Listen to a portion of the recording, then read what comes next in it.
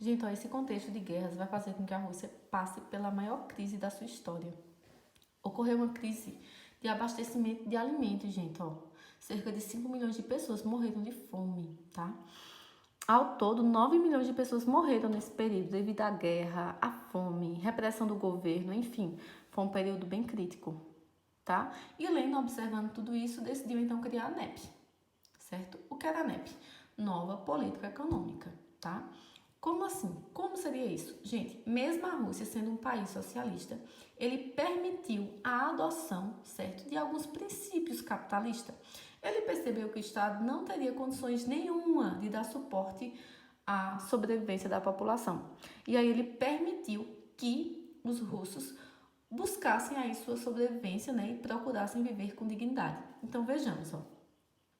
Ele deixa isso bem claro nessa frase aqui, ó. Dá um passo para trás, é alusiva aí ao fato de permitir aí as pequenas práticas capitalistas para dar dois à frente, né? No caso, evitar aí que mais gente viesse a morrer, tá?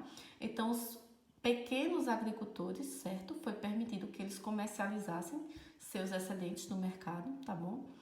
Foi permitido também a abertura de pequenas empresas, pequenas fábricas de até 20 funcionários, tá bom? Então, você ficaria com o dono, no caso, ficaria com o capital ali, com o dinheiro ali dessa fábrica, sem necessariamente precisar contribuir com o governo, ou entregar para o Estado, certo?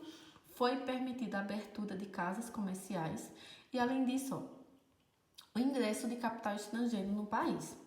Contudo, o setor de transporte, de comunicação, os bancos, certo? As grandes fazendas, as indústrias, as fábricas, né, que tinham aí mais de 20 funcionários continuaram sendo estatais, certo? Então, continuaram sob o controle do Estado.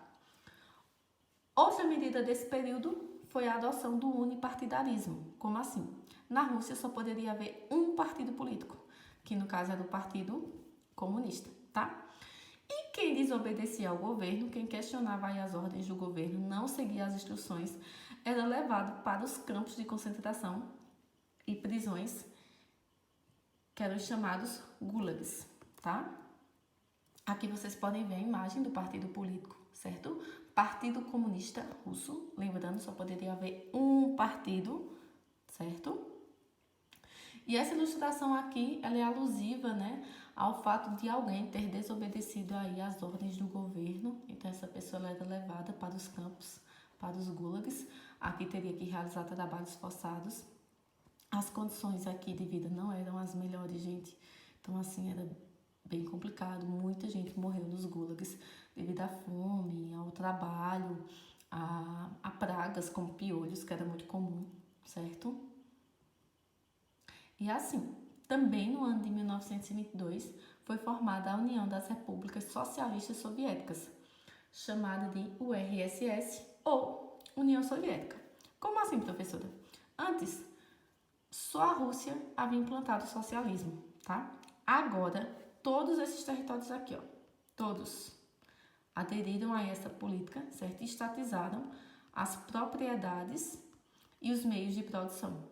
Então, quando eu falo em URSS, eu falo em todos esses territórios aqui, ó, que são cerca de 15 territórios, 15 repúblicas socialistas soviéticas. Isso aqui é a União Soviética ou URSS.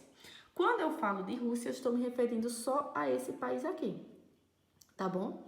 Muita gente confunde União Soviética com Rússia e pensa que é a mesma coisa. Não, gente. A Rússia, ela é uma das repúblicas que integrava a União Soviética, tá certo? Em 1924, o líder dos bolcheviques morreu, Lenin, e aí, gente, vai ocorrer uma cisão entre os bolcheviques, entre Stalin e Trotsky. Eles começarão a disputar o poder porque eles discordaram dos rumos da revolução. Como assim? Para Trotsky, lembrando que foi ele que treinou o Exército Vermelho, esse era o momento de expandir e de implantar o socialismo em todos os países do mundo. Por isso que ele defendia a chamada Revolução Permanente, tá certo? Então, era o momento exato, na cabeça dele, o socialismo só daria certo se todos os países aderissem a esse sistema. Já Stalin acreditava no socialismo em o seu país. Como assim? Ele acreditava que primeiro o socialismo deveria se estruturar na União Soviética e só depois era que ele deveria ser implantado em outros países. Lembrando que boa parte dos países no período eles eram capitalistas, tá? Como hoje é. E aí, gente, Stalin acabou vencendo essa disputa, tá? E aí ele vai começar a mexer na memória histórica da Rússia. Olha só. Observa essa foto aqui, ó. Essa primeira. Observa aqui, ó. Gente, cadê as pessoas que estavam aqui?